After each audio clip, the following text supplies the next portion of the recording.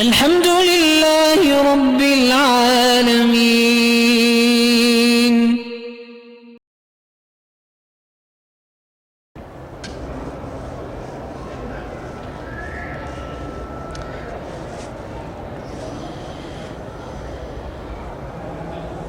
بہرحال جاوید غامدی صاحب جو ہیں ان کے بارے میں علماء نے ان کے رد میں بڑی الحمدللہ کتابیں لکھ دی ہیں. وہ بیچارہ راستے سے بھٹکا ہوا آدمی ہے، لیکن ہم اللہ کے حرم میں بیٹھے ہم دعا کرتے ہیں کہ اللہ اس کو ہدایت دے، ورنہ اس نے تو نعوذ باللہ ایسے ایسے کفر کے کلمات اختیار کیے ہیں، جیسے قرات سبع کا وہ منکر ہے کہ قراتیں 7 نہیں ہیں، حالانکہ وہ حدیث سے ثابت ہے اور تمام تواتر سے صحابہ تابعین آج تک پڑھی جاتی ہیں.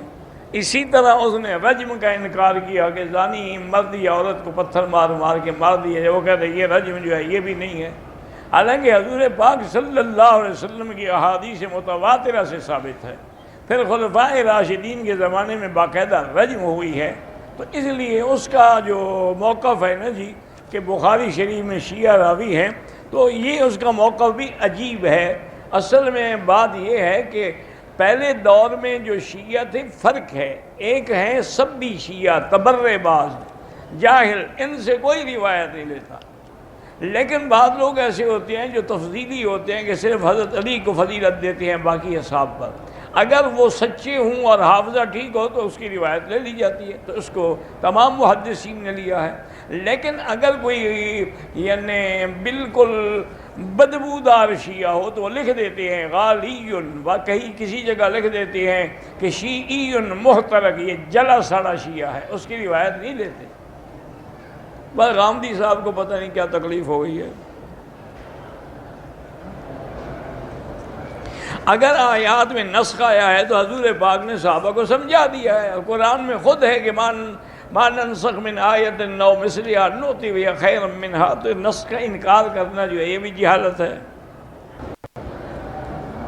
ٹھیک ہے، تو حدیث ہے صحیح. حضور نے ایک آیا صحابی کو قرآن پڑھ رہے، اپنے فرمایا اچھا کافی عرصے سے مجھے یہ آیت بھول گئی تھی. تو انبیاء بھول تو سکتے ہیں نا، جیسے قرآن نے فرمایا لقد عہدنا الی آدم فنسی، آدم بھول گیا، تو اگر حضور بھی بھول گئے تو اس میں اعتراض کی کیا بات ہے؟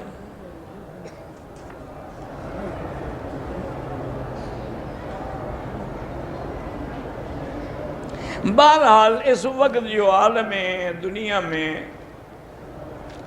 ہر جگہ مسلمانوں کے احوال یا حالات خراب ہیں، اس کی وجہ یہ ہے کہ مسلمان نام کے مسلمان رہ گئے. لم یبق من الاسلام الا اسمہ ولا من القرآن الا رسمہ، کہ اسلام کا نام ہے، قرآن پڑھتے ہیں لیکن عمل نہیں کرتے. تو جب ہم نے اسلام چھوڑ دیا، قرآن چھوڑ دیا، نتیجہ یہ ہے کہ اللہ کی رحمت نے بھی ہمیں چھوڑ دیا.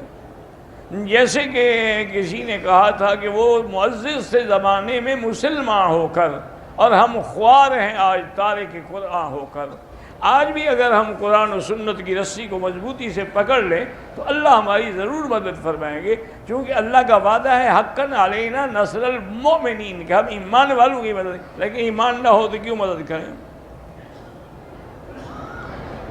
کس چیز پر طواف کرانے سے، کس چیز پر؟ کیا پیدل کرو کسی چیز پہ؟ جو معذور ہو وہ کسی ویل چیئر پہ کرے گا.